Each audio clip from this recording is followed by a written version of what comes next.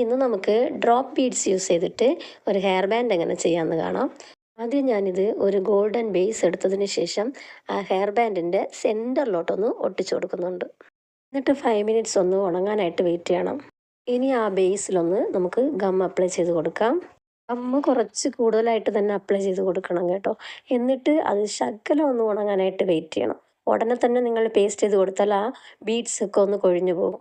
അത് ചെറുതായിട്ടൊന്ന് ഉണങ്ങിയതിന് ശേഷം, എന്നുവെച്ചാൽ 1 മിനിറ്റ് പോലും നിങ്ങൾ വയ്ക്കേണ്ട ആവശ്യമില്ല. ഒരു ശകലം നേരം വെച്ചതിന് ശേഷം നിങ്ങൾ ഓരോരോ ബീഡ്സ് ആയിട്ടെടുത്ത് ഈ എൻഡിൽ ഇതേതുപോലെ നീക്കിയിട്ടൊന്ന് നമുക്ക് ഒട്ടിച്ചു കൊടുക്കാം.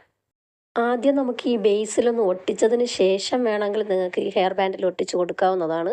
ഞാൻ ആദ്യം ഹെയർ ബാൻഡിൽ ബേസ് പേസ്റ്റ് ചെയ്തതിന് ശേഷമാണ് ഇതുപോലെ ഒട്ടിച്ച് കൊടുക്കുന്നത്. നിങ്ങൾക്ക് ഏതാണ് എളുപ്പമോ അതുപോലെ നിങ്ങൾക്ക് ചെയ്യാവുന്നതാണ്. അതുപോലെ ഇതുപോലെ നിങ്ങൾക്ക് 2-3 എണ്ണം ചെയ്തിട്ട് ഈ ഹെയർ ബാൻഡിൽ 2-3 പ്രാവശ്യം അങ്ങനെ വെച്ചാലും നല്ല ബ്യൂട്ടിഫുൾ ആയിട്ടുള്ള ഹെയർ ബാൻഡ് റെഡിയായി കിട്ടും. പക്ഷെ ഞാനിപ്പോൾ അങ്ങനെയല്ല ചെയ്യുന്നത്, കുറച്ച് വ്യത്യാസത്തിലാണ്. ഇനി ഞാൻ ഈ ബീഡ്സ് മുഴുവനൊന്ന് ഒട്ടിച്ചു കൊടുത്തിട്ടുണ്ട്. നിങ്ങൾക്ക് വേണമെങ്കിൽ ഈ സെൻറ്ററിലും ഇതുപോലെ ഒരു ലെയർ കൂടെ ഒട്ടിച്ചു കൊടുക്കാം. പക്ഷേ ഞാനിവിടെ ചെയ്യുന്നത് 3 ബീഡ് സ്റ്റോൺ ഫ്ലവർ ആണ് ഇവിടെ ഒന്ന് സെൻറ്ററിലോട്ട് ഒട്ടിച്ചു കൊടുക്കുന്നത്. സെൻറ്ററിലൊന്ന് ഗം അപ്ലൈ ചെയ്തതിന് ശേഷം നമുക്ക് 3 ബീഡ് സ്റ്റോൺ ഫ്ലവർ ഒന്നെടുത്ത് ആ സെൻറ്ററിൽ തന്നെ ഒട്ടിച്ചു കൊടുക്കാം.